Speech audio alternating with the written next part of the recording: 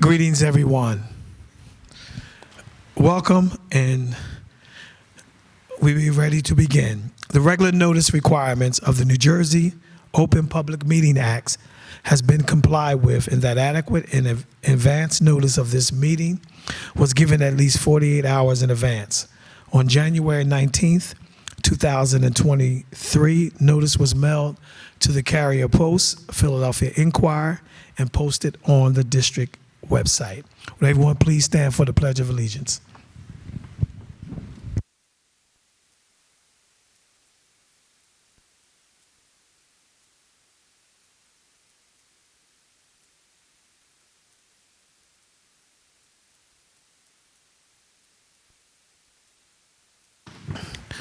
Everyone please prepare for request for roll call. Ms. Alvarez. Ms. Gillespie. Present. Mr. Gonzalez. Mr. Hudson. Ms. Jackson. Mr. Leyba Martinez. Ms. Merricks. Vice President Nelson. Present. President Mohammed. Present. We do have a quorum.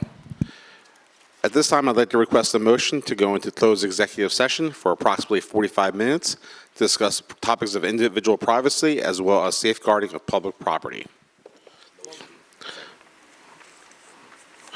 We have a motion and a second. All in favor? Any opposed? Hearing none, ladies and gentlemen, we are now in executive session at 5:32. We will return to open public session in approximately 45 minutes. Thank you. Ladies and gentlemen, thank you again for your patience this evening. At this time, I would like to ask from the board for a motion to return and resume into open public session, please. We have a motion to resume. Do we have a second? All in favor? Any opposed? Hearing none, we are now in the open public session as of 6:19 p.m. Ladies and gentlemen, for the record, I'd also like to indicate that the following board members did arrive during the board's executive session: Board Member Gonzalez, Board Member Jackson, as well as Board Member Leyba Martinez. Thank you. At this time, I will now turn it over for our committee reports. And I believe our first report this evening will be from our Finance and Operations Committee, being reported out by Board Member Alvarez. Right. Thank you, Ray. The Finance and Operation Committee met this afternoon.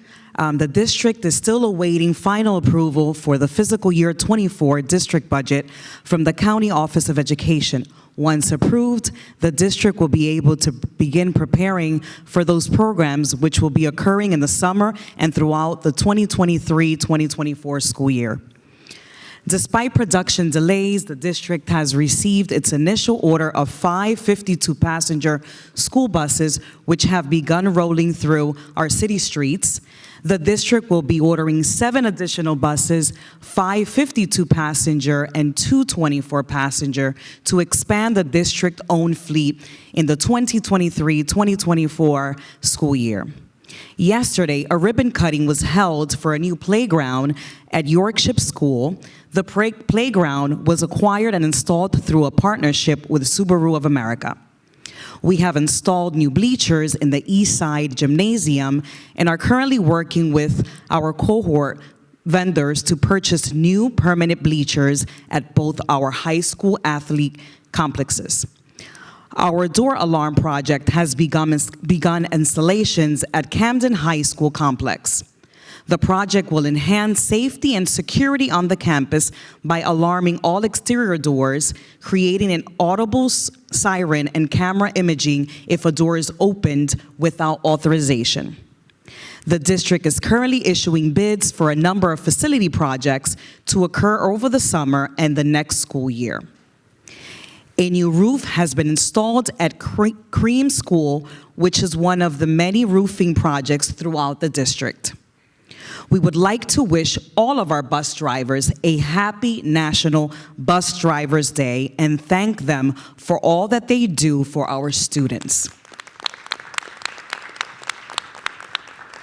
This concludes our Finance and Operations Committee report. Thank you. Thank you, Ms. Alvarez. Next, reporting out for the Policy and Governance Committee will be Board Member Hudson.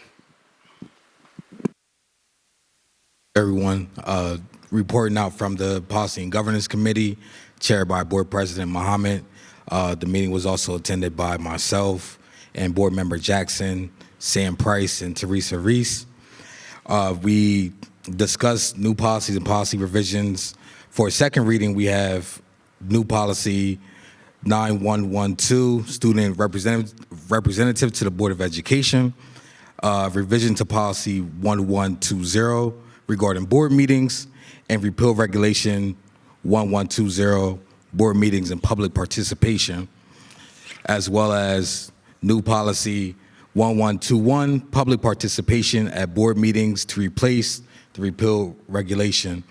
Also, we discussed a standalone diabetes policy, and also the promotion and retention policy, which we're waiting for Teaching and Learning Committee to review the grading policy and impact. Also, we talked about putting interventions in place for EEL students and students with disabilities, and also looking at the commencement policy for ceremonies and participation. The committee's recommendations are to move 4 policies to second reading and to review updates in other policies. And that concludes the report. So shall I make a motion? Yep. To, Go ahead. I'd like to make a motion to approve the 4 policies. We have a motion. Do we have a second? We have a motion and a second. All in favor of adopting policy? Before we go there, are there any questions about anything that was reported out before we go into the motion to approve it? Any questions from any of the board members? Okay. Yes. B.A. Cox, go ahead now, please. Thank you. Thank you. We have a motion to recommend the adoption with a second of new policy 9112, revised policy 1120, the repeal of regulation 1120, and new policy 1121. All in favor? Aye. Any opposed? Hearing none, the motion to recommend those 4 policies on second reading is approved. At this time, I will now turn it over to the superintendent for the superintendent's presentation.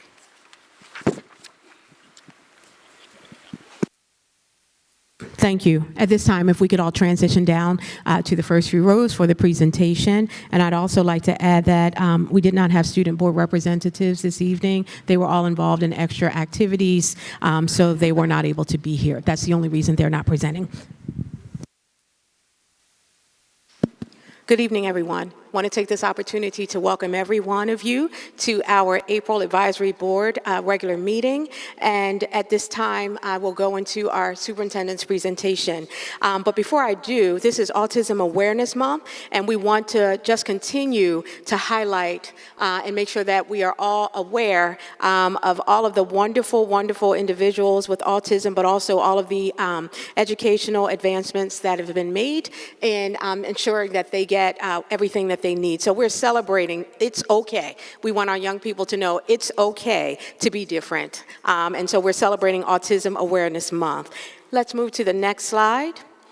And as you can see from the agenda, we don't have many items, but the items that we have to share are extremely important and will update the board as well as the public and families on where we are with regard to our goals towards our strategic plan objectives. Let's get started. Our April focus topics will start from preschool and enrollment to high school graduation. At tonight's meeting, I invite you to walk with me as I report efforts from preschool registration and enrollment updates right through our high school students choosing their courses for next year and the announcement of our pending graduation dates.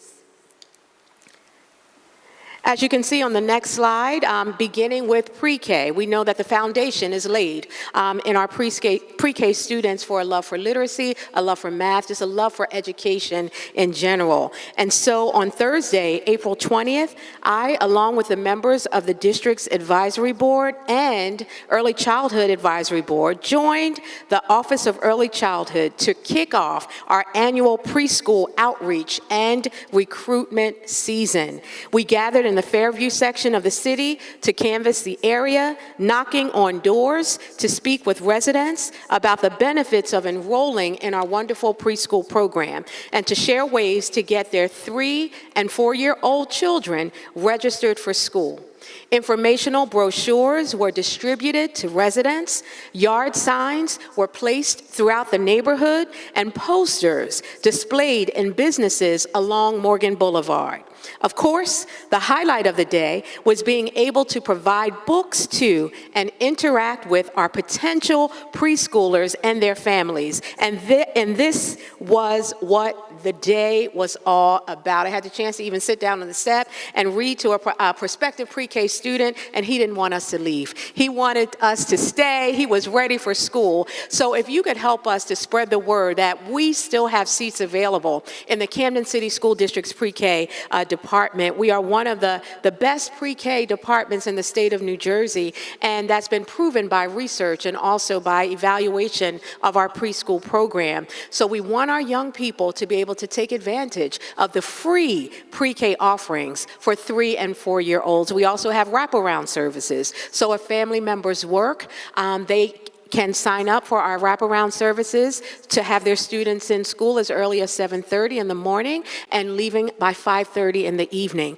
So again, our pre-K program is top-notch. It's one of the best, but more importantly, it helps us to be able to begin planting the seeds for excellence in education at a very early age. So again, we are currently accepting applications for children who reside in the city who will turn 3 on or before October 1st. That's 3 years old on or before October 1st. You will not be disappointed in the quality preschool experience your child will receive. Please contact the Office of Early Childhood for additional information or visit onecamden.org to apply today.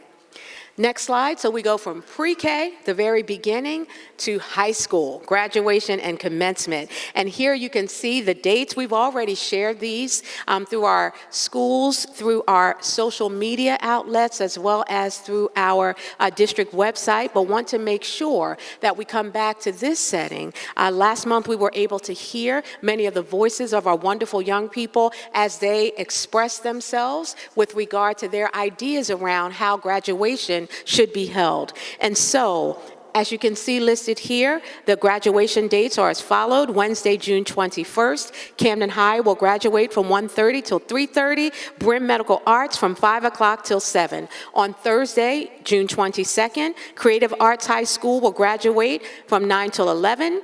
Big Picture Learning Academy from 1 till 3. And on that very same day, we will round out our graduation celebrations at Eastside High School from 5 o'clock until 7 o'clock p.m. We do look forward to celebrating all of our young people, and let's give them a round of applause in advance for persevering, for getting to the finish line. And we want to be right there cheering them on when they cross that finish line. So we are looking forward to that celebration time. Next slide. And as we also talk about our students and high school and preparing them, on a related note to high school graduation, we know students have to do the work in order to make it across that finish line. I wanted to share that the course selection process for all of our high school students, from those who are transitioning from 8th grade to our current 11th graders, will begin in May. Our curriculum teams, data teams, our full executive leadership team, and high school teams are working to provide a robust schedule and course offerings, including additional elective options for our students as early as 9th grade, and also backwards mapping. Our next project will be looking at our middle school grades to ensure that we are seamless. And so next month, we look forward to providing a fuller report, but I want you to know that I'm so proud of the diligence efforts and the work and the hard work and dedication of all of our teams working together in central office to ensure that when we revamp our scheduling, it's based on wanting to do what's best for our young people, providing them with opportunities to be exposed to more electives and more information to come when we announce that we will require, as a graduation requirement, the study of African American history as well as Latin American studies, and we will roll that out next month. But I want you to know we are working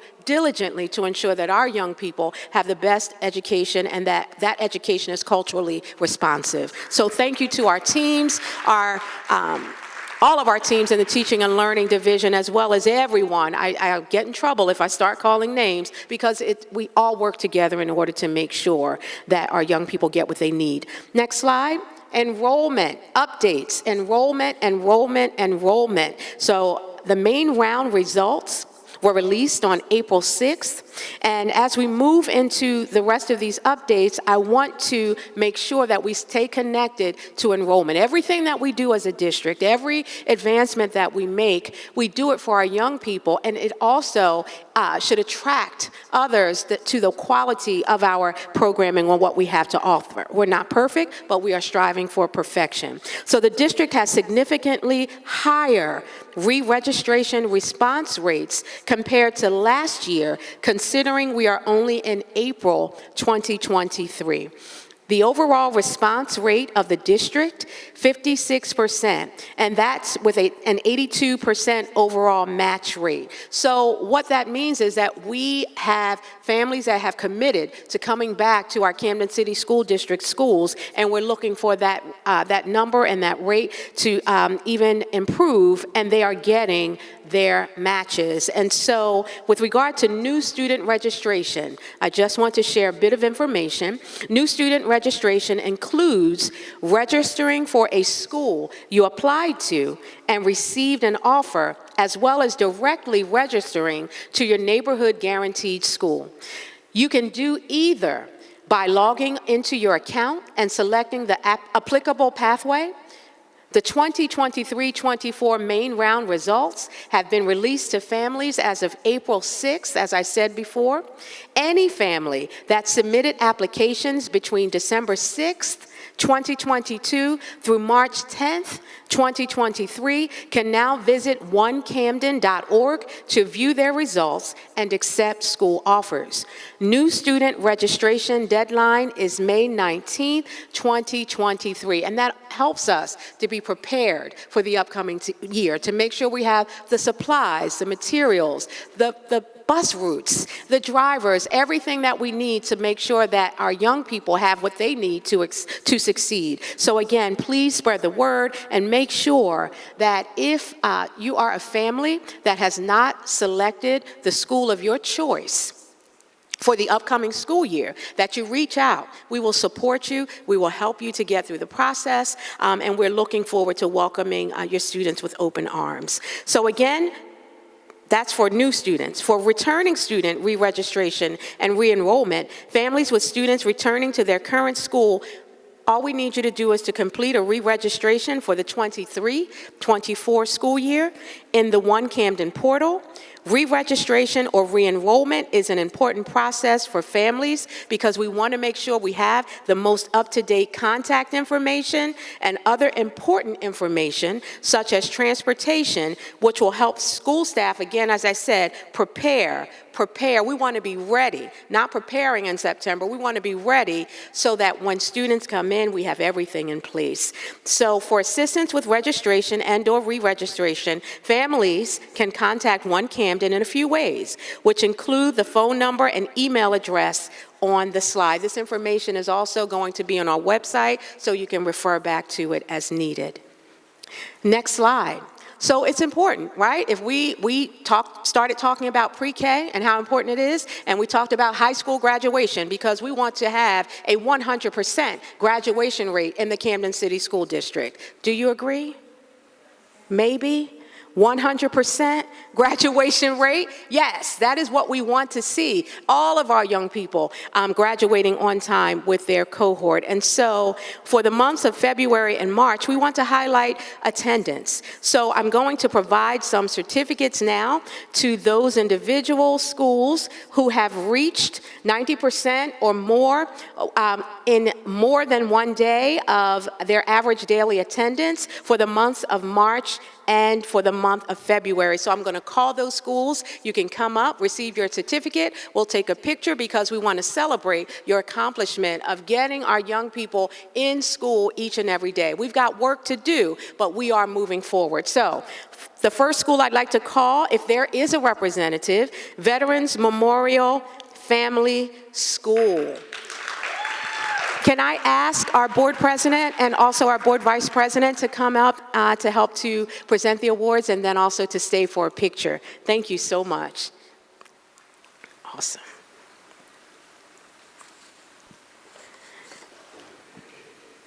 All right.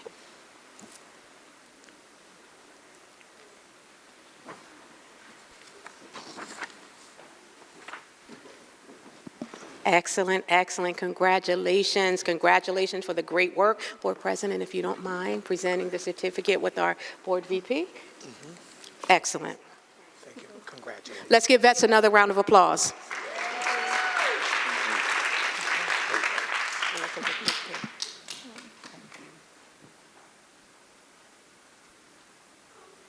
Awesome, job well done, and we'll keep pushing for 100%. Next, Thomas Dudley Family School. Thomas Dudley Family School, is there a representative from Dudley? Okay, if not, we'll make sure that Principal Ruiz gets that. The Roletta Twine Cream Early Childhood Development Center, is there a representative from Cream?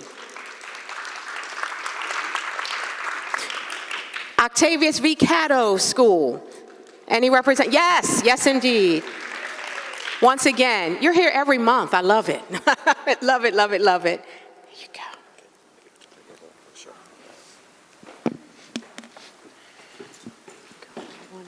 Thank you. And you can get right in the middle. Yes, we got to get you. Thank you for all that you do. Sure. Awesome, thank you. Awesome. Next school, Morgan Village Middle School. Any representatives from Morgan Village? Our middle schoolers coming to school every day. Henry H. Davis Family School. Yes, Principal Montague, come on down again, again, again, and again. Awesome. You notice our list is longer this month. That's a good thing. That's a good thing.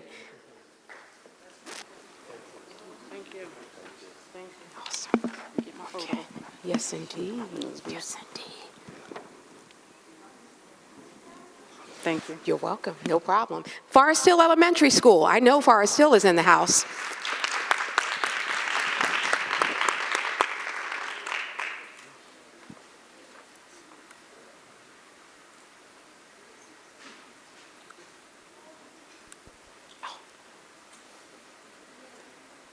Awesome, awesome.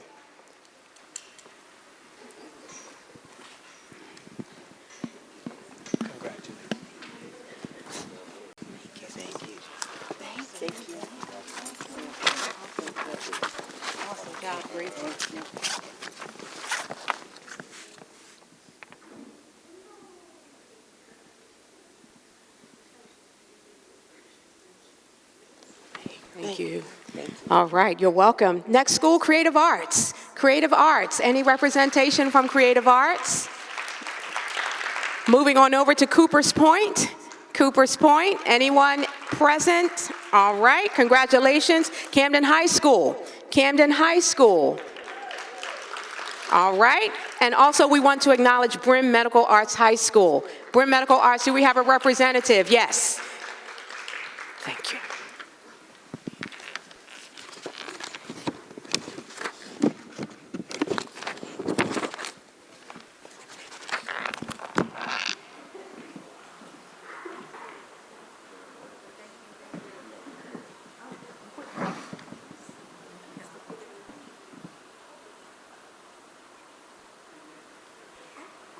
Let's give a round of applause to all of our schools.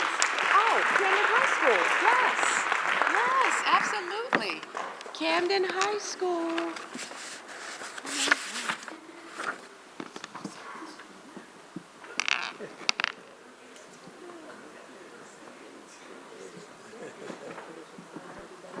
That's okay. Thank you.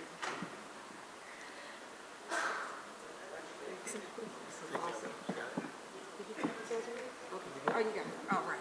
Very good. Thank you. We're so proud of all of our schools, and we want to continue to encourage them to continue to have our students to come to school each and every day so they can benefit from the excellent education that we are providing for them. Next slide, we're going to move right into our DTLR report. Very good. We are pleased with the results of our kickoff hiring event, which occurred on March 8th at Camden High School.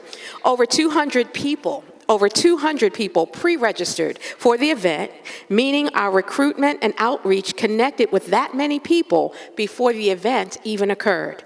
Approximately 178 potential candidates attended the event and spoke with representatives of different subject areas and departments, including 40 teachers, 19 paraprofessionals, 27 security officers, and 19 custodians. A large number of the applicants were for support positions, and we are so proud of our DTLR team and the tremendous work that was done, but they didn't stop there. They have been going to local campuses. They were at Rowan University last week and a few other places. They're continuing to push until we can get all of our vacancies filled, not just for this year, but looking forward also to the next school year. So again, spread the word. We're hiring. We're still offering $10,000 sign-on bonuses for any teachers, especially in our hard-to-fill, high-needs areas like special education, science, and also some bilingual positions. So look on our website. All of the information is there, but spread the word that we are still hiring in the district. Next slide. All teacher candidates currently under review are being considered for the upcoming school year, as there is insufficient time for employed teachers to give notice at their current job and begin teaching in CCSD before the end of the school year. And so, again, this is information that's presented on the slide. We have 30 teacher candidates who are screened in, all of whom have been scheduled to interview. DTLR has participated in a number of recruiting events, as I shared before, Rowan University, Rider University, TCNJ Interview Day, which will be coming up at the end of this week, and we continue to go out. So again, please help us spread the word so that we can have every position filled. Next slide. Not only is it important for us to fill positions, but we want to retain our staff. And we know that we have great work to do. We've come a long way, but we got a long way to go as well. So that means we have to stay connected with the needs of our staff members as we work to become a better employer. And so the Staff Connections Program is a permanent initiative designed to deepen staff connection and investment in the Camden City School District. During the latter part of March and early April, DTLR has completed all of the one-on-one sessions with all appointed school-based committee chairpersons. These sessions allowed an opportunity to welcome and thank the chairpersons, to provide an overview of the intent and importance of the Staff Connections initiatives, to provide tools and resources to assist them in launching their kickoff and ongoing meetings. Staff remain engaged and excited about this initiative.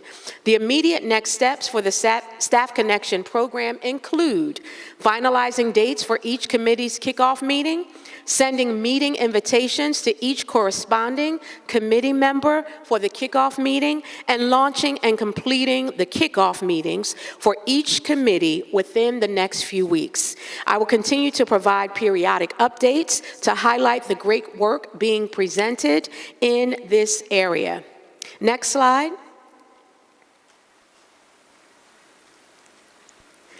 So in addition, I think we're on the same slide. Yes, thank you.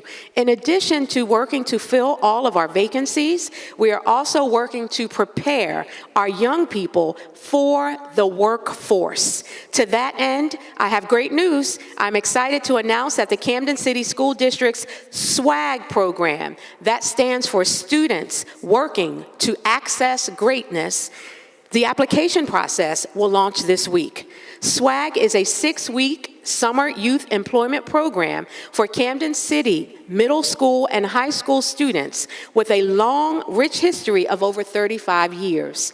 SWAG's mission is to provide Camden City students with a meaningful summer experience that will successfully prepare them for future employment.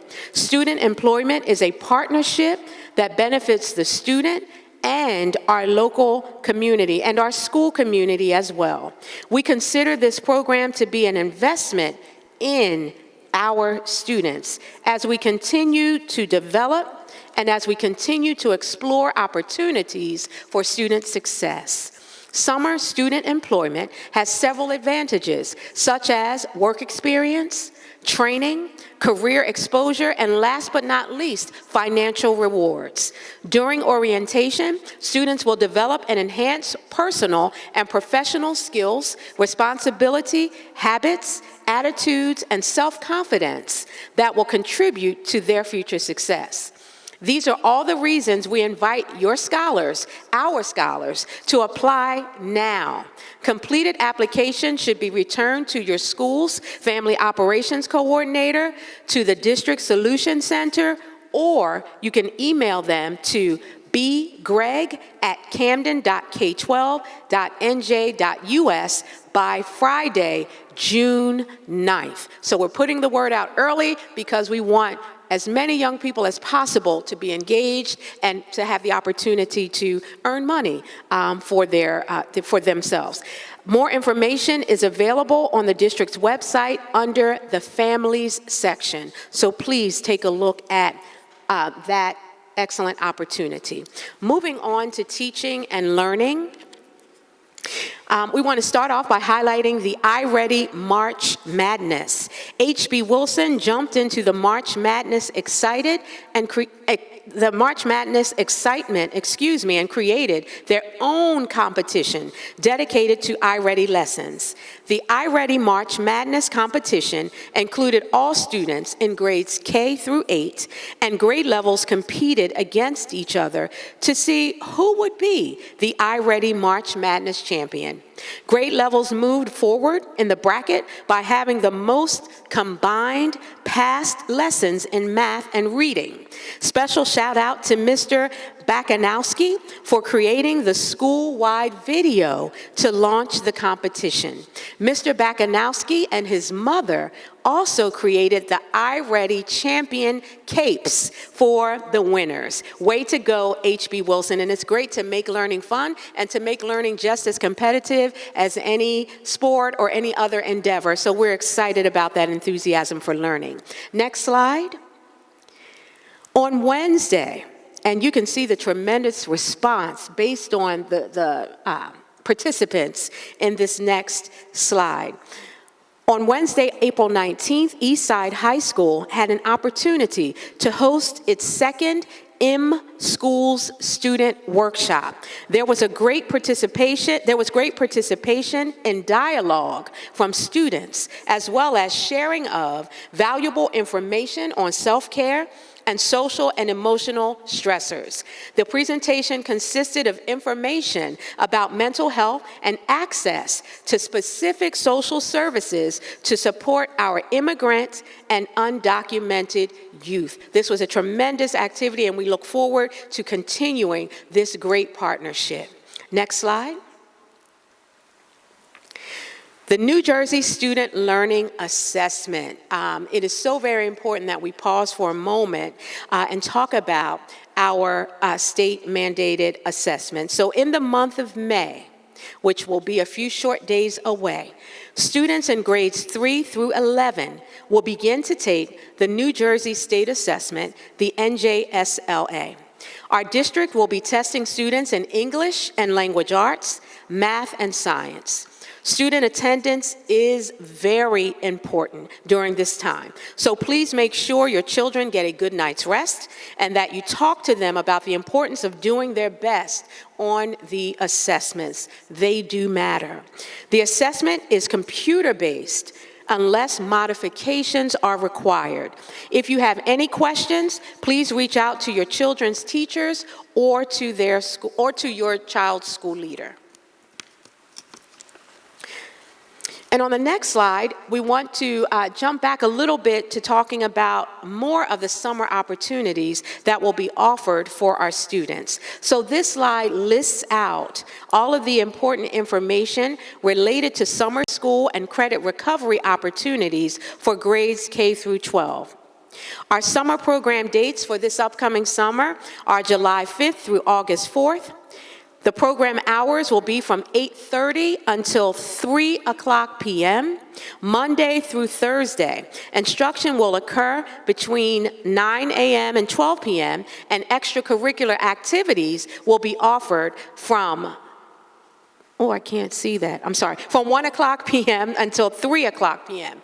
And so it is important for us that we are balancing the academic enrichment and recovery and interventions in the summer with fun activities. So please spread the word that there's a balance that is available for our young people for the day. The locations will be Caddo and H.B. Wilson. Transportation will be provided so that no matter what school your child attends, they can get busing to one of those two locations. For credit recovery, that will occur at Eastside High School and Camden High School. So again, the registration information will be released shortly. Please stay tuned, and once that information is released, please register ASAP so we'll know how to plan and make this the best, most engaging summer program. And next month, I look forward to sharing more highlights. We're going to do some creative things in the area of music and drama. So again, we are making this fun, and you will not regret sending your child or being a part of, if you're a young person here today, being a part of our summer program.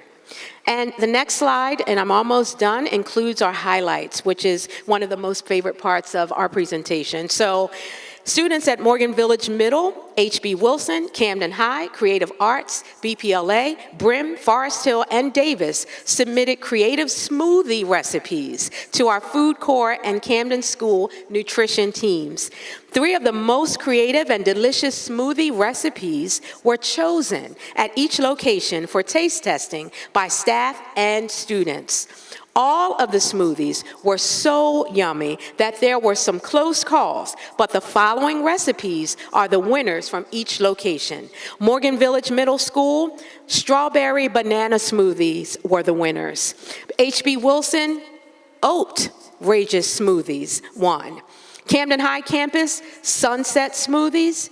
Davis, fruity split. Thank you to the Food Corps and Whitson's Culinary Group teams for making the National School Breakfast Week a huge success, but more importantly, for making it fun for our young people to eat nutritious and healthy foods. Next slide. Last month, we enjoyed a partnership with Camden City and had an awesome job fair right here at Camden High School. Students from both Eastside and Camden High were able to participate, and they interviewed during the event and learned to apply real-life skills that are needed as they move into early adulthood. This day was well attended by so many stakeholders. It was highly engaging, and we look forward to outcomes from these types of experiences. Thank you to everyone who made this day possible. And I think some of the students who were present on that day are also present here today. They're like smiling, so don't call me out. But yes, they're present here today, and we're so proud of every one of our young people throughout the Camden City School District. Next slide. Another moment of pride. Here's an alumni spotlight. You may recognize one of these individuals. Congratulations to BPLA's very own alumni, Rayshawn Wilson. Board member Clayton Gonzalez was able to pin Rayshawn as the new sheriff officer of the Cecil County Sheriff's Department. Wow, that's amazing, right? Awesome, awesome, awesome. Our Camden City School District students, graduates, are doing amazing, amazing things. Look at the comparison between 2018 versus now, and I think that those images are great. So again, we are so very proud of Rayshawn. Next slide. On April 17th, we celebrated National Kickball Day. Thank you to the Camden County Metro Police officers for celebrating Kickball Day with our students at Yorkshire Family School. And as you can see, they had a great time having fun and engaging with our Camden County Metro Police officers. Next slide.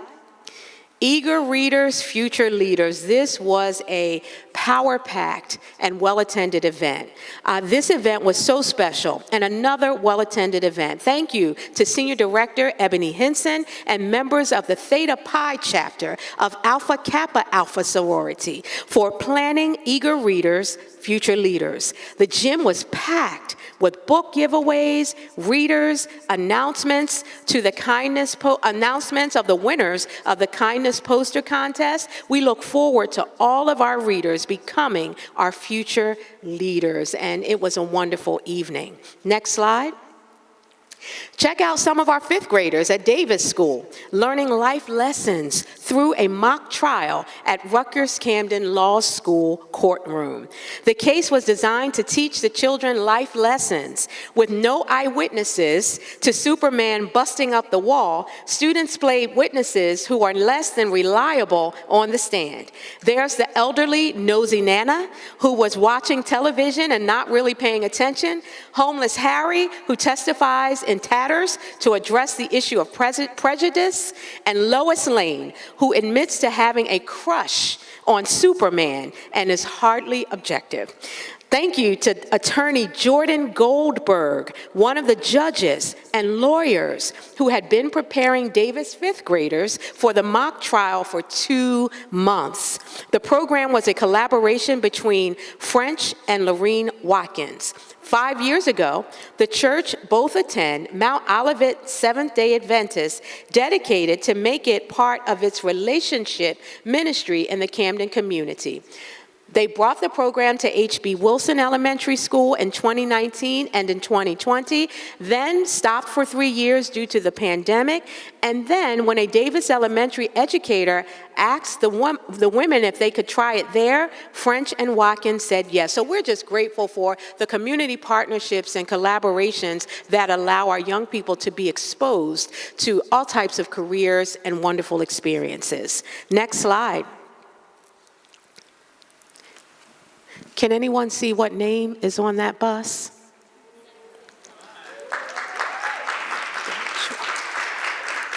I know I've been talking a long time, so I just want to make sure you're awake, and we're almost done. I don't even have to go back in history after the pandemic to talk about the bus driver shortage that we experienced right here in this district. Every media outlet was breathing down our throats and there to report on that. But I want to make sure they come so that they can see what we have been able to do. Because with the guidance of our advisory board, our leadership team, we've been able to move forward. And today, we are building back our own bus fleet. And so despite the production delays, the Camden City School District has received its first order of 5 52-passenger school buses. We were leasing before, right, Ray? We were leasing before. Somebody has to get excited. We were leasing before. Now these are our buses, and we will be expanding our district fleet for the 23-24 school year, as Board Member Alvarez shared, with 5 additional 52-passenger buses and 2 24-passenger buses with wheelchair capabilities. The district is purchasing the buses. That's right, we're inclusive. The district is purchasing the buses under a cooperative purchasing agreement and obtaining finances for the purchase through publicly advertised bids. We are moving forward, literally and figuratively. Next slide. I want to highlight this group. We have one of the hardest working. Is Senior Director Arlethea Brown in the room? Yes, there she is. I have to take my glasses off to read, so sorry, it's the back and forth. But Senior Director Brown and her team work tirelessly to make sure that we are always doing things, activities, events, collaborations, partnerships to ensure that our young people have quality food, but also know the importance of the connection between eating well and their brain development and all that goes with it. And so we want to highlight Ms. Brown and her team again on a great event that occurred this past weekend on Earth Day.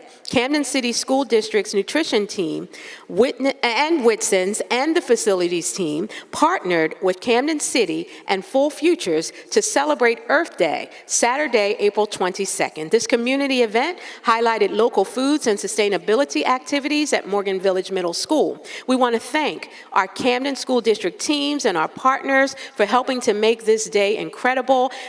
You can see we had representation from the mayor's office, our board president was there, so many others were present, and we appreciate it. Sign up to be a school nutrition champion at our school nutrition table and learn more about Camden school nutrition programs by following us on all social media platforms. So they're always here, always present. If you have any questions about the nutrition program or any of the programs that they have to offer. We have student internships. They get paid for working with our school nutrition program. These are students who are in school. So again, they're here in the back and they're always on the ready to answer any questions. So we have a resolution as we prepare to recognize special education students by way of Special Education Week. And the resolution reads as follows.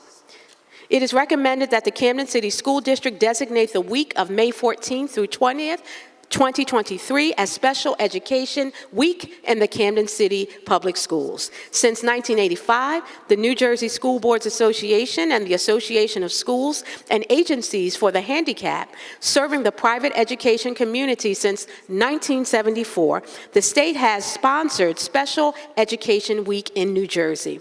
The Camden City School District Office of Special Services would like to recognize the achievements of our district students with special needs and the dedicated work of their parents, teachers, and other school professionals. The theme for Special Education Week for 2023 is Creating a Better World. A poster was created by Romello McCrary of the Bancroft School, Walton campus in Mount Laurel, New Jersey. Copies of the poster are downloadable from the New Jersey School Boards Association website at www.njsba.org. You can click on the About NJSBA header on the home page, scroll down to the awards programs, then click on Learn More under Annual Special Education Program Awards. Schools are encouraged to place the poster in their schools to help your school community recognize the achievements of special needs students and their teachers during Special Education Week 2023. So in support of Special Education Week, the Office of Special Services is also recommending the following colors to be worn daily to recognize our support of various disabilities. Monday of that week, blue, recognizing mental illness. Tuesday, yellow, recognizing cognitive and intellectual disabilities. Wednesday, green, recognizing sensory perception disabilities. Thursday, red, recognizing physical disabilities. And Friday, color spectrum or rainbow, honoring autism awareness that was just recognized, in this month. So there will be no cost to the district for this activity, but again, it just brings about an awareness and inclusivity. And this has been recommended by Tashara Landy, our acting supervisor, Office of Special Services, for approval by Dr. Martinez, the chief schools officer. Let's give a round of applause to that team for their contribution to ensuring that our district is inclusive and celebrating all. And so if you take a look at the colors, I just talked about them there. I don't have to go through it again, but we want to really make sure that we are full force in honoring our special needs students and celebrating our special education teachers and paraprofessionals. Next slide. We have a donation spotlight. At this moment, I would like to take the time to welcome up some very special people. I would like to invite team members from Anonymous Auto Club to join me on stage, and I have a list of some members who may be here with us today. Liz Martinez, Yanni Colon, Stephanie, and excuse me if I pronounce that incorrectly, Ramos, and Dan Murphy. Can I also have, yes, let's give them a round of applause, and then I'll let you know why they're coming. Can I also have representation from Forest Hill School? They are here with us. You can come on up with us as well, our Forest Hill School representatives. Awesome. So I want to first start by asking Ms. Martinez from the TAM Anonymous Auto Club if she will do the honors of presenting. We'll have her do it? Okay. Oh, you have one? Yes. So does that mean we get double? Did we get double? Okay. No. So we were prepared, but we'll save that next time. But who would like to present? Yes. Liz. Liz, thank you. Take your time. Thank you. Well, thank you all for your time. Today is a happy, heartwarming day for all of us here as we see in the fruits of our labor. We are here representing an enormous community that longs to rebuild its name. The local car community is often given a bad name, looked down on by people who don't understand us. We are a strong community who bond over the mutual love of cars and good causes. Autism hits home for me personally because of my 4-year-old nonverbal grandson, Jadiel. For Johnny, is her 6-year-old son, Jadiel. Janiel. And for Stephanie, is her 12-year-old daughter, Tiffany. The local car community brought us together so we are able to find support, comfort in one another. This is where we decided to find a way to give back to our community while also helping the fight against autism. The Camden City School District entrusts Forest Hill School to provide the necessary therapy and care that is needed to help guide our little superheroes into overcoming autism.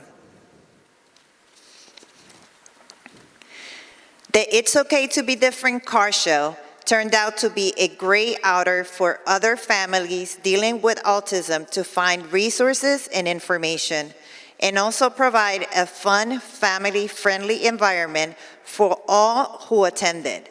Our goal was to shine a positive light on the car community, the city of Camden, Forest Hill School, and most importantly, autism.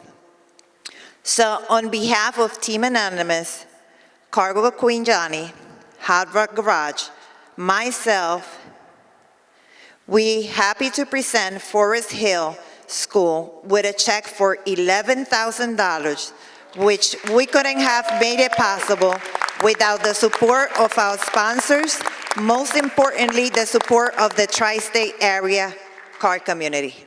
Thank you. Awesome. Thank you so much. You're welcome. Thank you, and we're going to get a nice picture with everybody so we're not blocked by the podium. I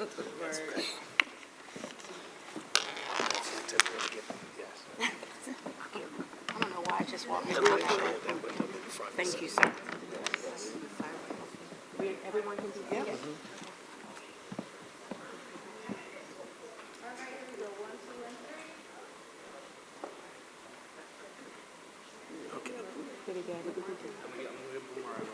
Oh. No problem.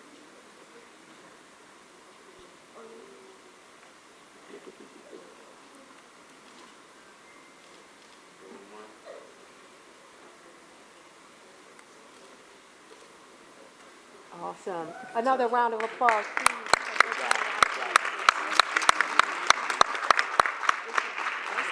Oh, hold on one moment. And I just want to mention some of our students with autism from Forest Hill wanted to express their thank you, and so they have some thank you cards for you. So thank you very much. Thank you, Ms. Hamilton. Awesome, wonderful. We thank you so much for your generosity. Thank you. And we look forward to the partnership. It's beautiful. That is so beautiful. Awesome, awesome, awesome.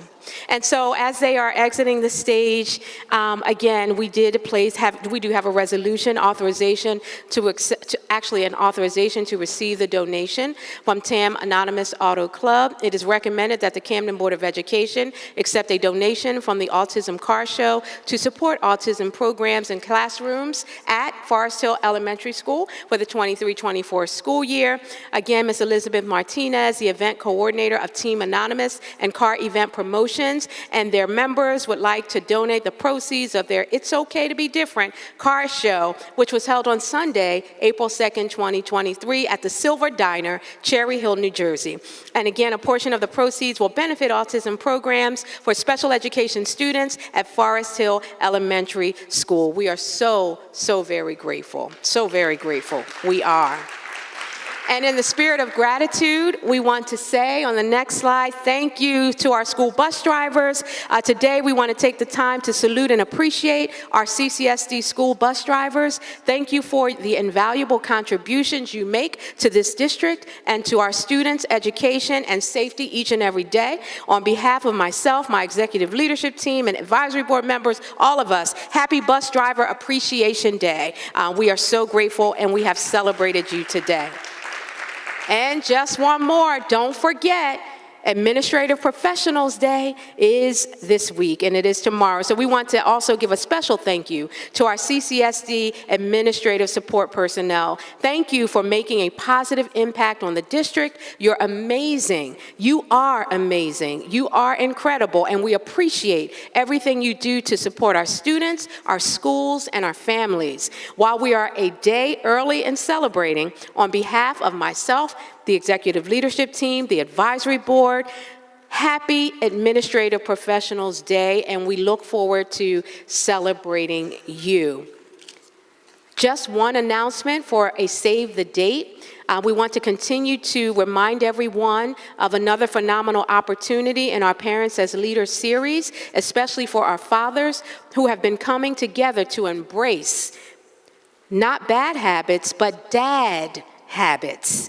Fathers have been engaging in critical and courageous conversations that impact not just them, but their entire family. Credit repair, entrepreneurship, career planning, and strengthening the family unit are just a few of the topics that are discussed. Before each meeting, our district chef comes in to provide resources on how to make healthy foods and demonstrate how to cook healthy recipes to share with their families. Dads are able to network.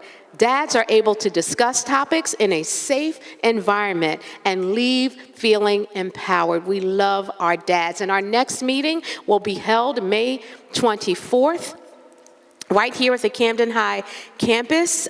So please, make sure that if you missed anything that was presented today, that you go to our district website so that you can take a look at any information there. And that concludes our report. Give yourselves a round of applause for your attentiveness. We'll transition back to the stage and honor and celebrate our retirees.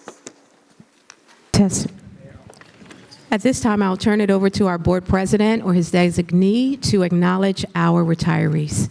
Thank you much, Madam Superintendent. We're going to designate our board member, Martinez. Good evening, everyone. We would like to congratulate Ms. Jana Johnson, Director of Student Support, for 25 years and 4 months. Ms. Yvette Fullman Everett, Teacher of Math, for over 35 years. Ms. Karen Johnson Daniels, Security Officer for over 25 years with us. Thank you so much for your dedication and service to our school district. Every person here that we mentioned has over 25 years. Thank you so much for what you did for our school district, and much luck on your next endeavor. Thank you much, Board Member Martinez. We turn it back over to the district. Thank you, Board President. At this time, I'll turn this portion of the meeting over into the hands of our General Counsel for public comment.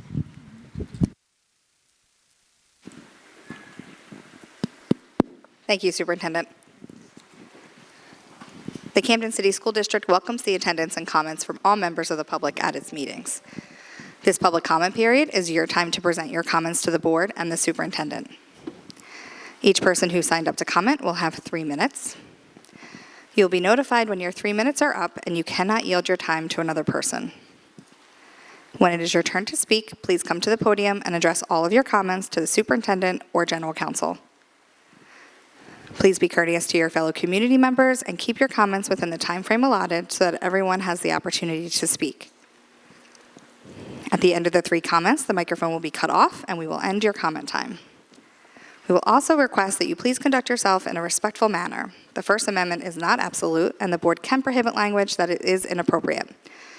So for anyone whose comments or actions harass, intimidate, or threaten the safety of any person, we will provide you with a warning or immediately end your comment time.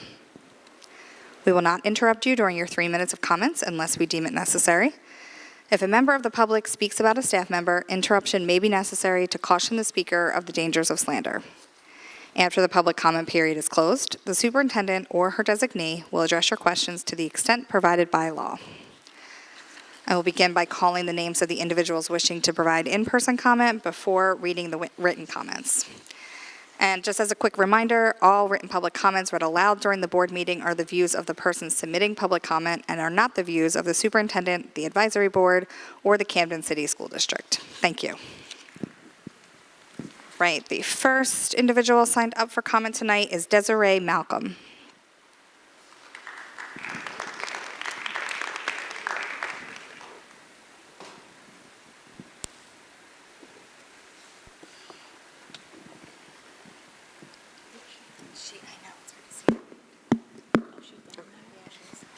Good afternoon. My name is Desiree Malcolm, and I'm a student from Camden High School. I am a student athlete who finds relief within playing sports. So far, our softball season has been stressful due to the fact that AD Hickson has been unprofessional. Again, I'm just going to interrupt you for 1 second. Again, as part of my opening statement, anytime you speak about a staff member, just be aware that you could be saying something that could be slanderous and be held accountable for that. So just want to be mindful of that when you're speaking. Okay. He does not show our sport the same attention that he does with any other sport. He claims that he loves softball, but does the bare minimum to keep our sport going. We have lost teammates due to the feeling that their time is being wasted. AD Hickson is not a man of his word, and he is saying he's going to do something and never does it. That is all that concludes my comment. Thank you for your comments.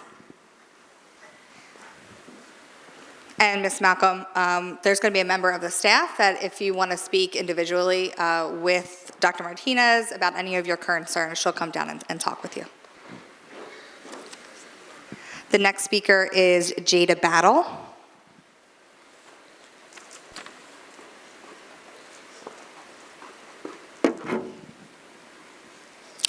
Hi, my name is Jada Battle, student body president at Bryn Medical Arts High School, and I'm a part of the softball team at Camden High.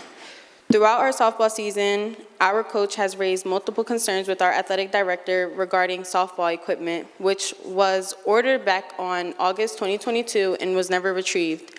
In addition, inquiries were made regarding games that should be on our schedule. We do not get the support that we need from athletic director. For example, we only have 8 games on our schedule and historically had at least 15 games. Also note that from the ordered equipment, our team, we received 10 belts left over from Wilson and socks from previous inventory. It is not fair that other schools have more than 20 games and we only have 8 for this season. This is our senior year of high school and we did not plan for our softball season to go this way. We tell him that we need more games and from what we see, nothing is being done about it. Our coach is doing as much as he can to give us more games and what we need. However, Our athletic director does not respond to emails, and when he does, it is weeks after the emails were sent. My reason for speaking out today is to ensure that future students are not deprived of receiving the support that they need during all sports seasons. If our athletic director continues to treat our softball team in this manner, there will no longer be a Camden High softball team. We work hard at practice every day and deserve to be rewarded and recognized for what we do. Any help you can provide is greatly appreciated. Thank you. Thank you, Ms. Battle. Next individual signed up for comment is Sylvia Espinal. Hi, my name is Sylvia Espinel from Creative Arts. Today, to piggyback off what Jada said, we dedicate the majority of our after-school free time to do something we genuinely enjoy doing. Some of us, like myself, make sacrifices to make practices. Being out there on the field with no equipment feels pointless. We lost players due to them feeling like their time is not being valued. Even during spring break, most of my teammates went out on vacation. Soon as we came back from break... Ms. Espinal, can you Yes. bring the microphone a little bit closer to your mouth? All right. Thank you. Soon as we came back from spring break, 3 games were being thrown at us back to back, with our AD knowing that we were inactive during our break. We do not receive the support we need from AD Hickson, specifically when our coach sent out an email regards to it. We wanted to add Pennsauken, Mastery, Leap High School, other high schools, yet we still failed to receive a response from AD Hickson. This is not how we want to remember our senior year of softball. So with all of that being said, he is not handling this matter professionally. Thank you. Thank you, Ms. Espinal.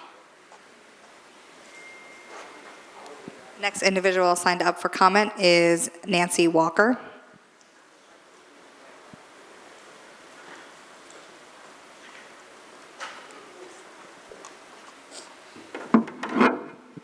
Good evening. My name is Nancy Walker Hunter, teacher at Camden High and graduate of the class of 1971. And I am here tonight to appeal to the board that I have worked for the last 34 years. Tonight, I have an appeal to the decision makers to reconsider 2 issues which I believe impact the success of this school.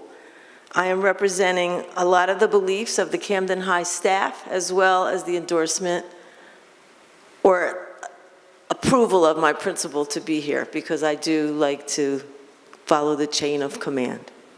First, back in the 1990s, educational research about grades challenged the idea that the range between a letter grade D and a letter grade F was too wide. It represented a 60-point spread, which was considered unfair. For the CCSD, the minimum grade based on this research, oh, I can't do this here. Wait a minute, I'm sorry. The lighting. No, it won't let me. It froze. Ms. Walker, would you anyway, be able to move, or only because I think we're having okay, difficulty I'm sorry. seeing. So the minimum grade is now a 50. So no matter what grade you get in class, the grade becomes a 50. So on a graph, that looks very fair. But in practical teaching terms, it becomes a nightmare sometimes. For instance, in my situation where I'm a half-year, 1-semester class, you could come to class and get a 76 or a 77 and never do one other bit of work, nor take the final, and you will still pass for the year. So I am appealing to you to consider what could be done about the fact that it's so easy to pass, especially in a half-year class, with only a 75, because all the other 2 grades will turn to 50. My second issue that I wanted to talk about was the 82-minute block schedule. And over the past 10 years, there have been different schedules. This year, we have 82 minutes. Last year, it was 39 minutes. The year before, it was 60 minutes. The year before that, it was 42. The year before that, it was 44. The year before that, it was 46. The year before that, it was 40. And although I absolutely believe that every change that was made with whoever the change makers are, good intention to impact quality instruction, I appeal to you with utmost respect to reconsider that the 82 minutes does not work for us. Thank you. Thank you, Ms. Walker.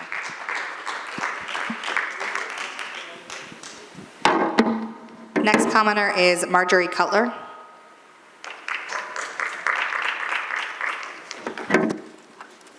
Good evening. Dear Superintendent McCombs and the Board of Education members, as an intervention and data lead for Coopers Point Family School, I'm responsible for the implementation and managing of the MTSS, Multi-Tiered System of Supports. As you know, MTSS allows us to focus on the needs of the whole child, academics, behavior, attendance, and SEL. The challenge was made pleasurable due to the skills that I have learned this year as a teacher leader. As a candidate in the NJEA Teacher Leader Academy, I have learned how to become a facilitative leader. As a facilitative leader, I have learned how to provide direction without taking control, collaborate with colleagues, encourage creative thinking, support my peers to improve student learning and outcomes, actively listen so that everyone's voice is heard. Teacher leadership provides support and guidance to peers in a non-evaluative way. Teacher leadership allows better collaboration among educators that will improve student learning.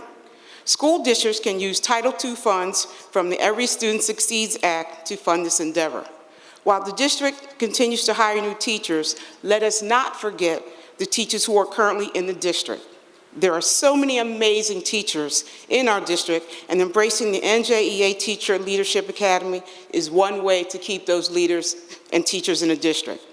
Teacher leaders create new models of professional learning, develop new systems to monitor student programs, connect with families and communities, as well as advocate for the profession. Embracing and promoting teacher leadership will better serve our mission where students and teachers are valued, accepted, and prepared. I welcome an opportunity to speak with and share ideas with our district leadership team in hopes of moving forward to an additional step in improving their practice and learning with a primary focus on increasing student learning and achievement. Educationally and respectfully, Marjorie Cutler. I am a diverse learning specialist and intervention and data lead at Coopers Point Family School and a teacher leader candidate. Thank you. Thank you, Ms. Cutler. Next person signed up for comment is Zayda Mercado, or Zaida Mercado.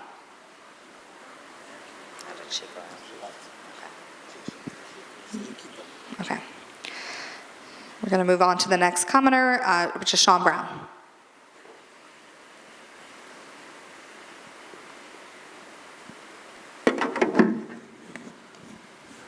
Good evening, Madam Superintendent, Mr. President, board members. I like to be seen, so I'm going to move over just a little bit, like you asked. Okay.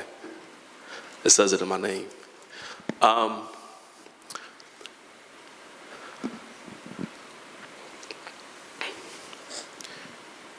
So since the mid-2000s, the early part of this millennium, I've been paying attention to the student data, looking at the performance reports or school report cards that come out every year. And there have been so many movements in education since that time period. When I first got started, George Bush was president.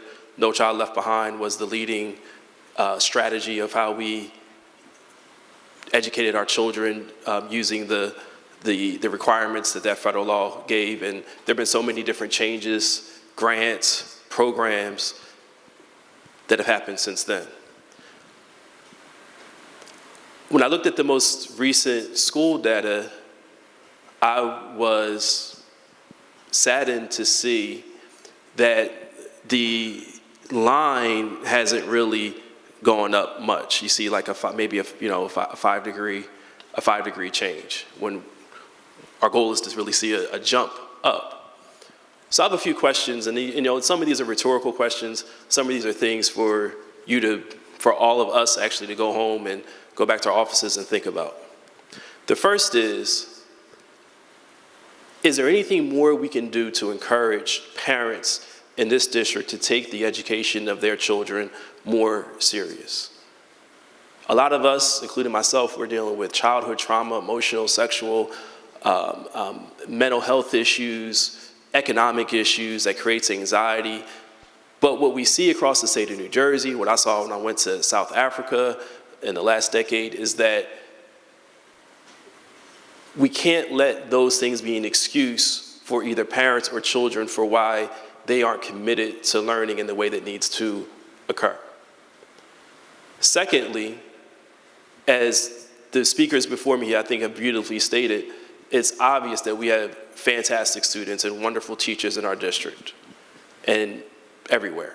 But what's also true is that it's still, the data shows that something is broken, something is not working, something needs to change. So my last few seconds, I'm going to challenge all of us to look inside of ourselves, look at our peers, look at the central office, look at the teachers, look at the students, and by next month, have a really good answer of what can we fundamentally do different? What can we fundamentally change? What habits do we have that have to be different in order to get better outcomes from our students so that we can build a future that we want with people having the credentials, the skills, the knowledge to work in the workforce, to own businesses without the struggle of not having the right information. Thank you. Mr. Brown.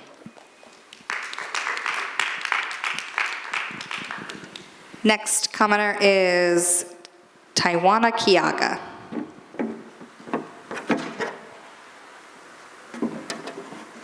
You like this here? Yeah, you can leave it. Okay. You can leave it there. Thank you.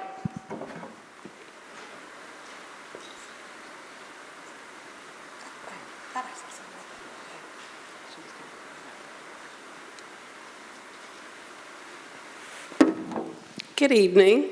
First, I would like to thank Superintendent Ms. McCombs for stopping by on April 6th just to see if anything's changed with the cleanliness of the building. So I really appreciate that. Jack here could not be here, but he sent a message. He wanted to say that the bathrooms were fixed, so that's a positive.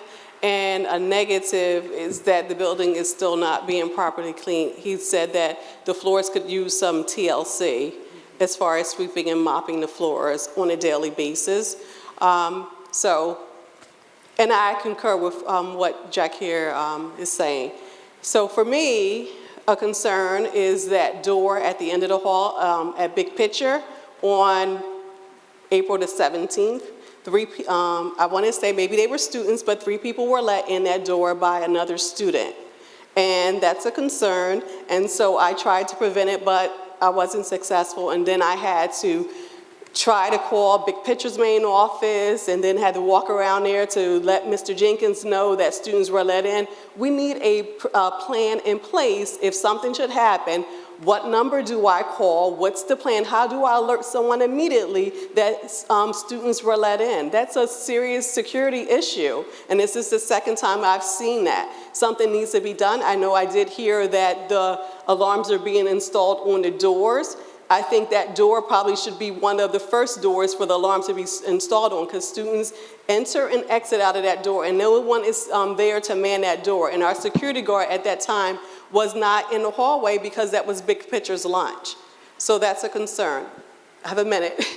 Another concern is when I walk through the halls and I see students not in classes. They're hanging out. I think we have to ask the students, why are they avoiding the classrooms? Why are you hanging out in the hallways instead of being in the classroom? Maybe because the work is over their head and they're not understanding and they just choose to avoid going to class. But we have to find out the why so that we can address it and get students to stay in the classrooms and get what they need. That's all. Thank you. Thank you, Ms. Kiaga. Last person signed up for comment this evening is Karen Borelli-Luke.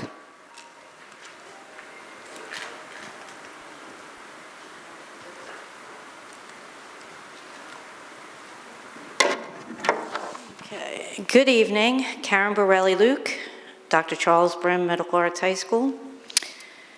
82 minutes is not working. Students cannot sit that long all day long. It's not about the instructors, because God knows I can talk and I can deliver content forever. I can go 4 hours. It's not about the teachers. It's about the students. So Ms. Kiaga, that's your answer.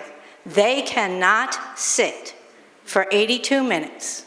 This is why you have students in the hallways. All you have to do is ask us, the instructors, and we will tell you.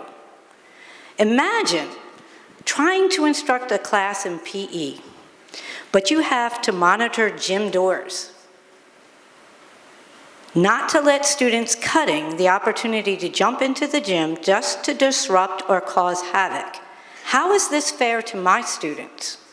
Would you as a parent tolerate a mediocre delivery of instruction due to defiant and delinquent students that are not disciplined? Just because I have to have half my attention on not letting in students into my gym. That's not fair. We organize student groups to speak with top admin. Why not create a teacher group representative of each of the schools here to address issues about the campus before schedules are created? Again, before schedules are created. We have major issues after they're created and everybody's got answers. Bring us to the table, let us problem solve. You've got people here that have 40 years, 30 years, 20 years, that have seen it all, that can help. We're here to problem solve. Too many decisions are made on theory and not true application. I invite any one of you to walk beside me for one day to see and live what we see and live every day. Just text me, call me, everybody has my number. I invite any one of you to walk in my shoes and every one of these teachers here's shoes and see what we see and see what answers you come up with. Thank you. Thank you, Ms. Luke. We have 2 written submissions. Just give me 1 second.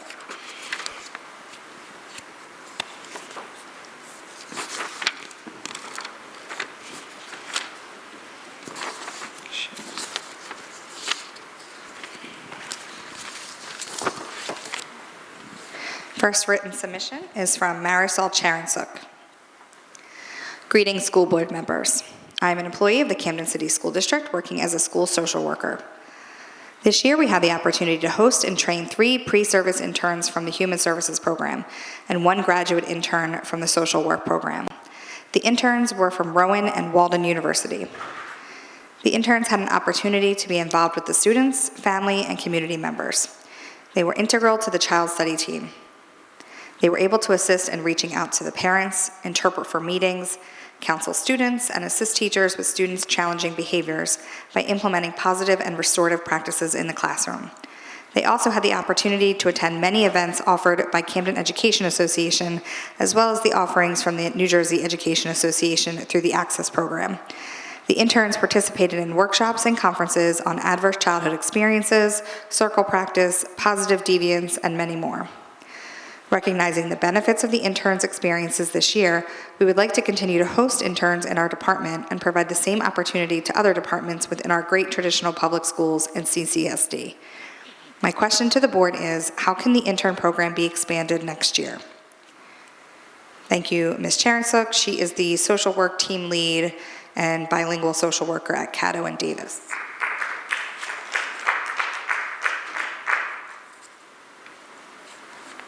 Next written comment is from Katrina Squire. Greetings to the members of the CCSD Advisory Board and Superintendent McCombs. My name is Katrina Squire, and I am an ELA teacher at Veterans Memorial Family School.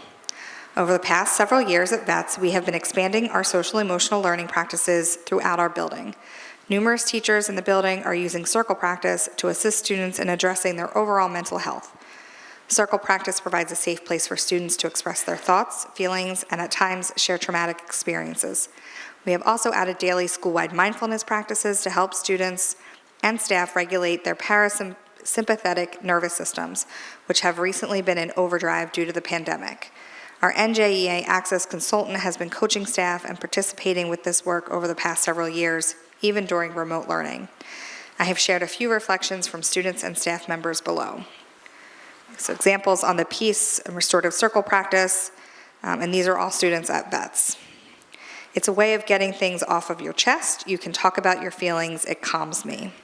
So sixth grader, it opens up the lines of communication and lets teachers understand our students on a deeper level as a teacher. Peace circles are really calming. We get to know each other and get to tell each other how we feel. Third grader. When I get angry, I use the breathing and I think about peace circles. Third grader. Peace circles are fun, and I like responding to the questions. My favorite peace circle moment was when we had to invite a Black History maker to the party, because it felt like we were actually planning a party. As a fifth grader. And then under mindfulness techniques, it makes me feel grounded, secure, and comfortable. Eighth grader. Makes me feel ready to do what is next, from a sixth grader. I like the lion breathing and the 5-finger roller coaster breathing best. First grader. All of the breathing exercises make me feel calm. The first grader, during remote learning. It gives me the chance to practice my English in a non-judgmental space. It's a bilingual sixth grader. It brings relief and helps me with my anxiety. It's a sixth grader. It helps me fall asleep at night. It's from a second grader. The improved assessment scores, as well as other positive effects on our students and staff, can partially be attributed to these SEL practices. These practices have enabled our students to reflect and focus. I would love to have this work replicated in every traditional public school in Camden to increase self-awareness and positive experiences, and to enhance the teaching and learning environments. Remember, every little bit counts, every little bit helps. There are two more written comments.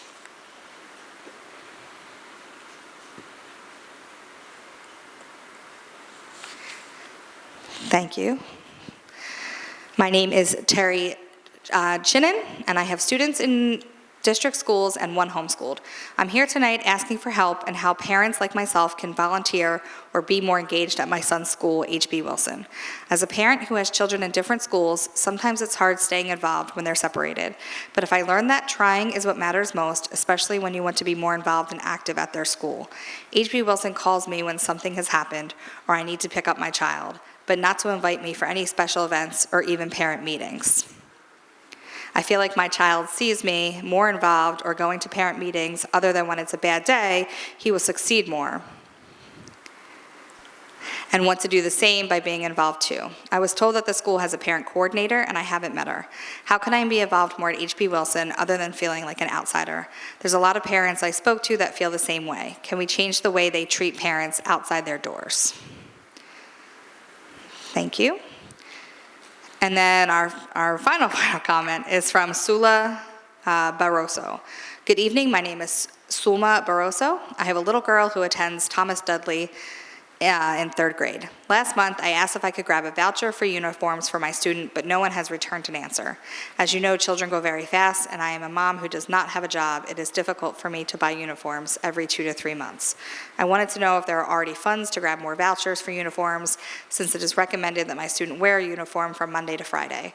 Last night, I also went to a meeting at school, and they did not tell me anything. This has me a little worried, as my other girl is also going to start school this coming year for 2023-2024. Thank you very much for your time. That concludes public comment for this evening, and I'll turn it back over to you, Superintendent. Thank you, General Counsel, for leading us through public comment. Thank you for everyone who participated in our public comment portion. Every viewpoint, every perspective, every thing that you share is an opportunity for us to become better and better as a school district, and also to ensure that there is accountability for what happens in our district. And so thank you. I want to take this opportunity to, by themes, address some of the concerns that were raised this evening. So I'll start with Ms. Terry Chinen, and please forgive me if I'm pronouncing that incorrectly, regarding parent opportunities to be supportive at H.B. Wilson. Again, thank you so much for your interest in volunteering and not just being involved, but also engaged in your child's school. We know that when parents are truly engaged as partners in their children's education, positive outcomes are certain to happen. Each of our schools has a family operations coordinator who works directly with families, and I heard your concern that you have not had contact, so our staff will be following up there. H.B. Wilson's family operations coordinator, Ms. Jessica Manino, will be reaching out to you tomorrow to share how you can become more engaged. Your child's teacher and Principal Harrigan can also be a resource to you as well. Again, we appreciate your willingness and effort to partner with HB Wilson. Your voice and support truly matter. You can also check your school's Facebook page for events and parent opportunities. So we look forward to working with you and again, our team under leadership of Ms. Ebony Henson, who leads our FOCs in the district, will be diving in and ensuring that your experience changes. Ms. Baruso, thank you for your concern regarding uniform vouchers. We understand that there is often a need for uniforms beyond just the start of the school year. Children grow, they grow like crazy, and we know it doesn't stop, especially in the early years. So families in need of uniform vouchers throughout the remainder of the year can contact the Solution Center at 856-966-2507 or visit us at 1033 Cambridge Street and speak directly with Senior Director Sheree Perry, who will be happy to assist the parent and happy to assist you and any other parents and provide a voucher. We are also excited to begin providing laundry vouchers, which was presented, I believe, in our last school board meeting by our school business administrator, Cox. We're excited about that partnership to be able to assist families in not only having uniforms, but even being able to keep them clean. And so, again, please be on the lookout for more information soon. Thank you to our staff members who are here and in attendance and provided information and shared with us. Ms. Sharon Shook, Ms. Katrina Squire, who submitted a comment, Ms. Hold on, I'm on the page. From Coopers Point, from BPLA, Ms. Kiaga, and also from Coopers Point, Ms. Cutler. I think I named everyone. Thank you for sharing from the NJEA practices with teacher leadership to the restorative circles at VETS and the impact that it's having on our young people. Those are the kinds of things that I know we definitely want to hear so we can continue to replicate those best practices. So thank you for sharing those exciting glows this evening. We are pleased to know and publicly hear the professional feedback, both regarding what is transpiring with our students and with you as our teachers. We know the importance of social emotional learning, and we know it does require daily work and intentionality for our students to develop healthy cognitive practices. So thank you for all that you do each and every day. We want to make sure they are able to develop those cognitive practices so that they can use them immediately because we know they will last and serve them throughout their entire lives. With regard to retaining interns, we will be happy to explore how we can keep them here with us in the Camden City School District. And of course, we ask these interns to reach out to both our Division of Talent and Labor Relations as well as to Ms. Tashara Landy, our Acting Supervisor of Special Services. Thank you for the tips as we work with universities like Rowan and also Walden, as was mentioned, and our other university partners to build a pipeline of prepared staff members. So again, please continue to share your feedback with us.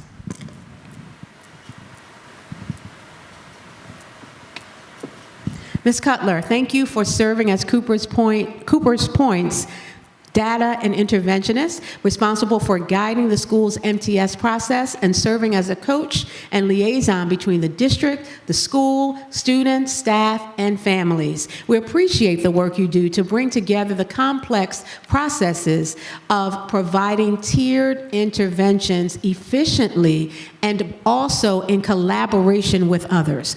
I'm also excited to hear about the work you are involved in with the NJEA's Teacher Leader Academy. The district knows the qualities and qualifications our educators possess and look forward to exploring ways we can further encourage teacher voice and opportunities for teacher leaders to support and strengthen the capacity of their peers. We do respect the expertise you are gaining through this enriching experience, and will explore the potential of the program by connecting you with one of our district's leaders to discuss further. Ms. Ebony Henson will connect to get that information.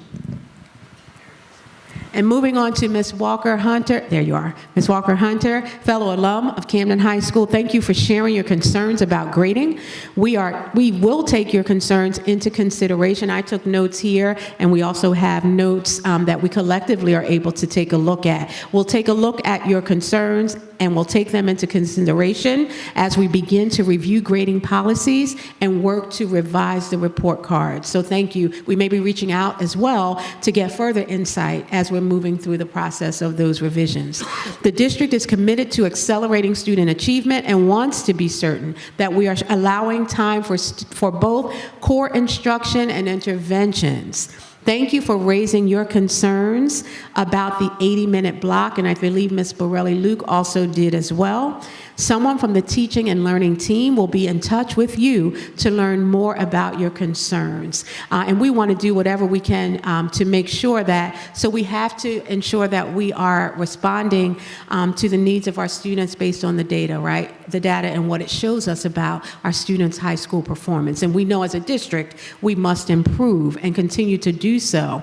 And so with the 80-minute block, we also know we have to give professional development with whatever the block period is, whatever the time is. It could be 45 minutes, 10 minutes, 5 minutes. But if students are not engaged, they're not going to remain connected. They are going to walk the halls. They are going to do other things. So again, in addition to looking at our scheduling, which we are doing now, as previewed in the presentation, we also have to make sure that we're providing more effective professional development for teachers so that they know how to utilize the instructional time in engaging ways. So thank you for your input, and we will be reaching out more to get teacher input and feedback. I want to also put a plug in here for the Staff Connections cycle, which is Staff Connections initiative that we have in the district, which does also, as I shared in the presentation, allow for teacher input. So we're going to do it in many different ways, but thank you so much for coming and staying to hear the response to the question that you asked, Ms. Walker Hunter. Mr. Brown?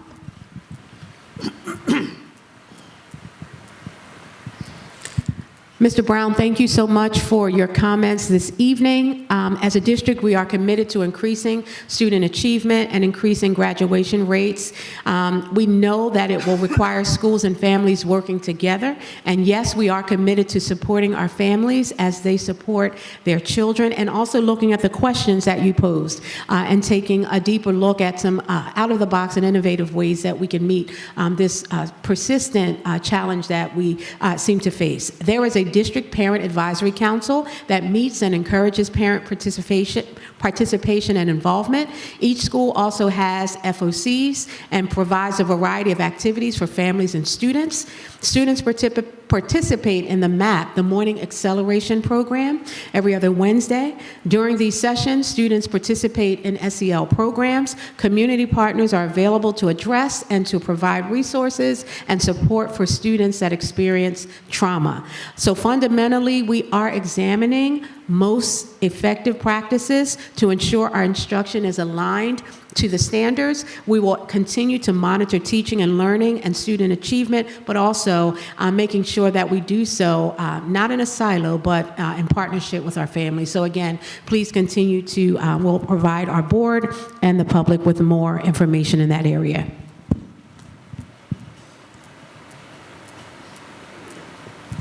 And I have to address our softball students. I hope did they leave?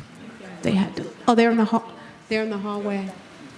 All right, can you, Dr. Martinez, can you have them come in? Thank you. I'll skip to Ms. Kiaga and then Kiaga. I'm sorry. She explained it to me when I was over at Big Picture. It's a key. If I just remember the key first, Kiaga. Ms. Kiaga, I'm not sure if you're still here, but thank you so much for your continued feedback and for sharing our students' feedback as well. The District Security Alarm Project has started. Here at the Camden High campus, the project will alarm the doors with an audible siren and immediately access the security camera to capture the image of those who opened the door and entered or exited the campus. campus. Additionally, the district is onboarding new security staff who will aid in our overall deployment of officers, not only here on the campus, but across the district. So please, I will stay in touch to continue to hear more about how those improvements are occurring. Thank you for highlighting the fixes that were made in the bathrooms, but also we will take a look also and feedback to our maintenance team, our custodians, so that we can also continue to ramp up our efforts to ensure there's consistency in cleanliness there. Thank you. They are here. They left. Thank you, Dr. Martinez. They had to leave, but just so it's on the record, and I'll call them, I have Desiree's number. Thank you for your attendance and comments, and that's for all of our young ladies who came out and spoke their truth to power this evening. Again, Dr. Martinez has joined those softball players in the hallway and started speaking with them in real time. We will follow up with what the 3 softball players shared this evening to ensure that we're working together collaboratively, coaches, ADs, everyone involved, to make sure that our young people have the experiences that they deserved, all of our players. But most importantly, and I don't want to say most importantly, but it is important that all of our athletes have what they need, but we must ensure equity so that our young ladies as well have everything that they need. So I will be following up there personally to make sure that it is happening. And I believe we're almost done. Hold one second. 7:58. Ms. Karen Borelli, are you still here? Did you step out? Okay, so just so it's on the record, Ms. Walker, please let her know that I did respond. The district is committed to accelerating student achievement and wants to be certain that we are allowing time. Again, same thing I shared with you in the core instruction. We will be looking at and taking into consideration teacher feedback as well. We are building our scheduling, and we also want to build a strong professional development plan. So if you don't mind ensuring that she has that information. Again, someone from the Teaching and Learning Committee will also reach out to Ms. Borelli-Luke to get information so we can collaboratively and productively move forward. At this time, I want to turn it over to our board president for any comments from board members. Thank you, Madam Superintendent. At this time, are there any comments or concerns from any of our board members? Yeah. Board Member Gonzalez. I would like to start off by giving a round of applause to whoever installed the HVAC in here. It's cold in here. So thank you to them. Good job. I just want to bring up a concern that was raised to me through some of the parents that attended the back-to-school night and report card night. And it was regarding student transportation, specifically for the bilingual students. Whereas previously we would provide, regardless of the mileage and the distance, transportation to those students. And now we're kind of going into the mileage of if they live in the 1.8, then we're not providing transportation. I do recognize the fact that there's a shortage. You know, like, we can't negate the fact that the shortage still exists. And we, as you reported today, we're making a lot of progress when it comes to transportation. But I do want to point out that, and I actually just looked it up here, and as NJDOE, the Administrative Code and Statute, they do require that we do provide transportation to these students regardless of their mileage, considering the fact that those students are not in the assigned school remote to their home. If we look at the data, there is an uptick in attendance issues, specifically within those in the bilingual department.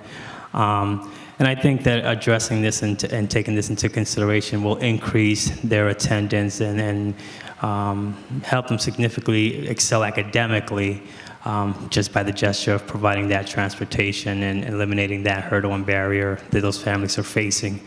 I know some of the families talked to me, and they spoke on the resources being provided, such as public transportation tickets. But considering the fact that they are in a new country and all of that is, they're ignorant to the public transportation system, they fear sending their child on a public bus that they have no recollection of. So That's all. I mean, you've addressed everybody else and all the other comments, and I speak on my behalf where I know that we will look into these things and hopefully be able to report back next month as requested by some. Thank you. Thank you, Board Member Gonzalez. Do you want to address that now, or do you want to keep going? Okay. Any other board members? Board Member Hudson.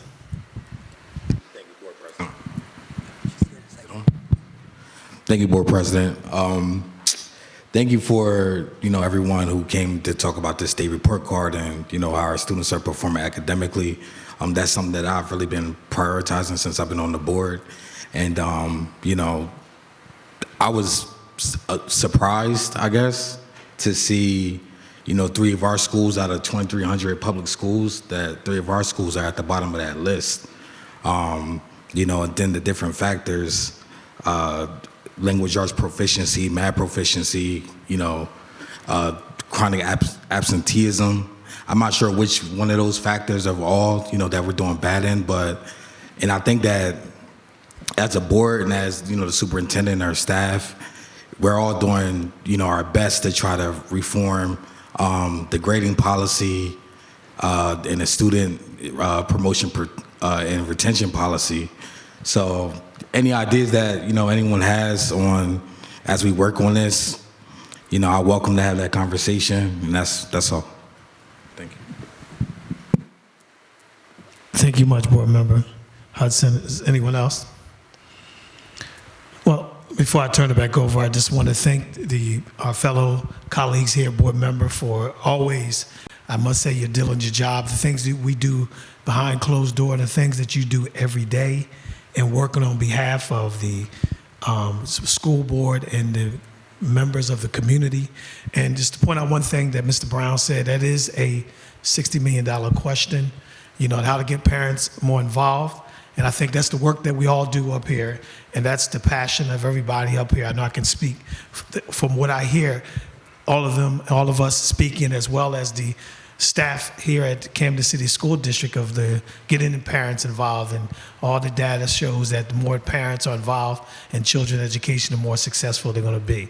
Before I close, I also want to say Eid Mubarak to the Muslim community here in the city of Camden, who just celebrated Eid at the closing month of Ramadan, and Eid Mubarak and happy Ramadan to all of those who took on the fast of this month of Ramadan. Thank you.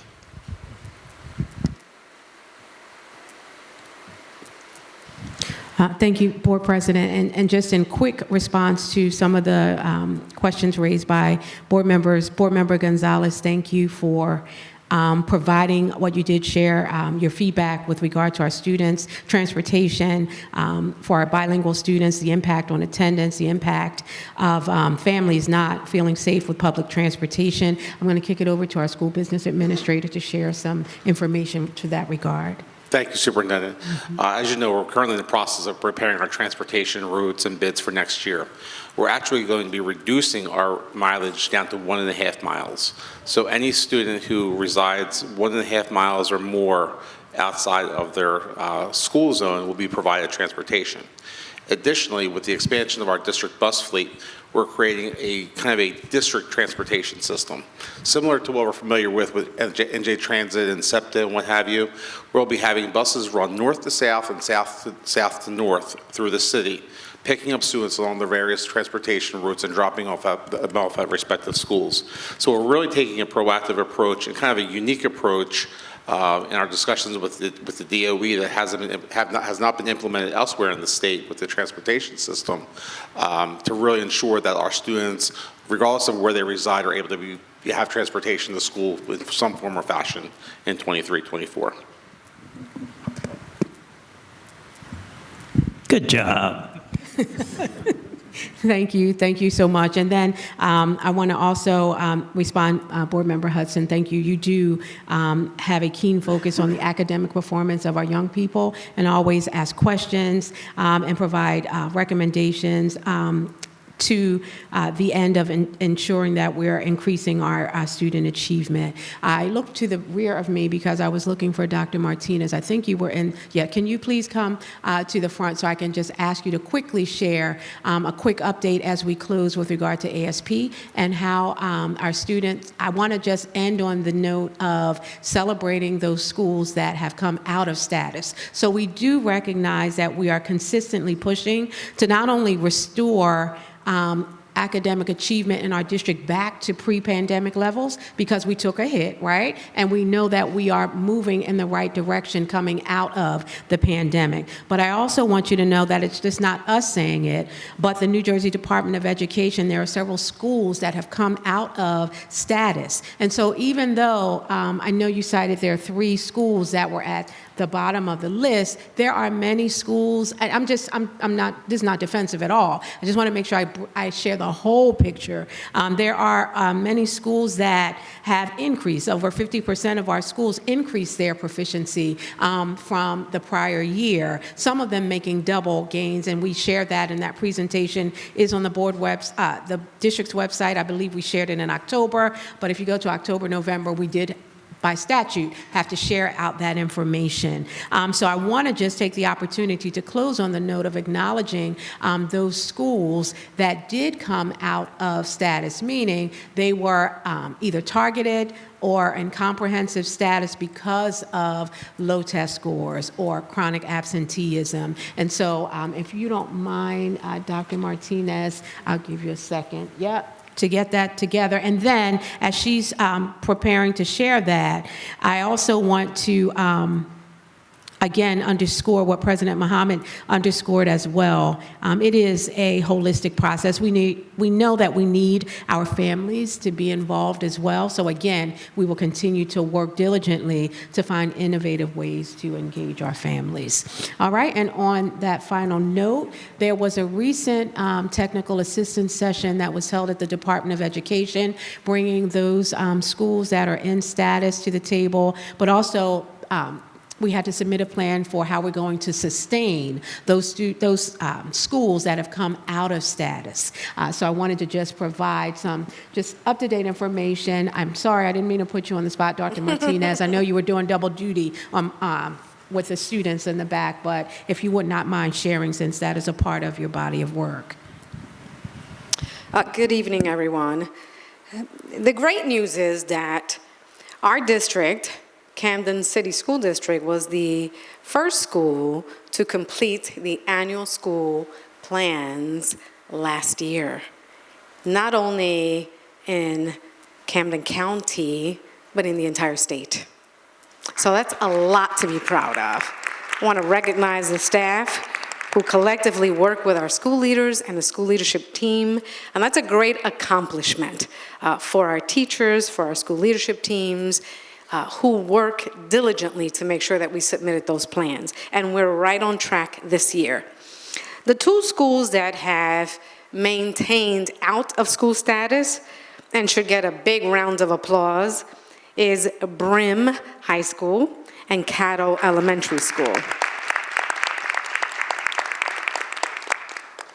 And these are the schools that also are eligible for exiting: Creative Arts High School and BPLA High School.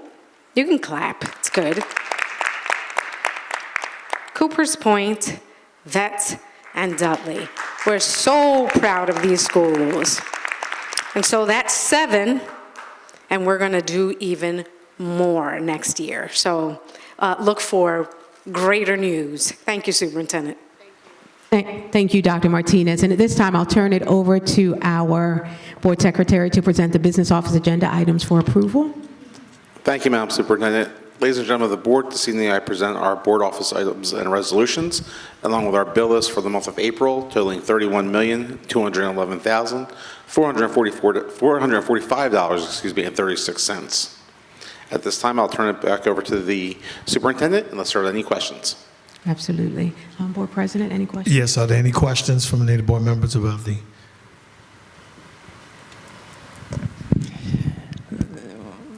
Board Member Gonzalez. In the report, we have a I see this established an assistant head coach for a volleyball team at East Camden, but no head coach. Do we have a team and a head coach established there? I believe we have a head coach already, but I will make sure that we check into that to get the answer. I don't have that off the top of my head. Oh, I'm looking the wrong way. Head coach, I don't know if we have one at, which school? East Side. I believe we have one already, but we will check and confirm that information.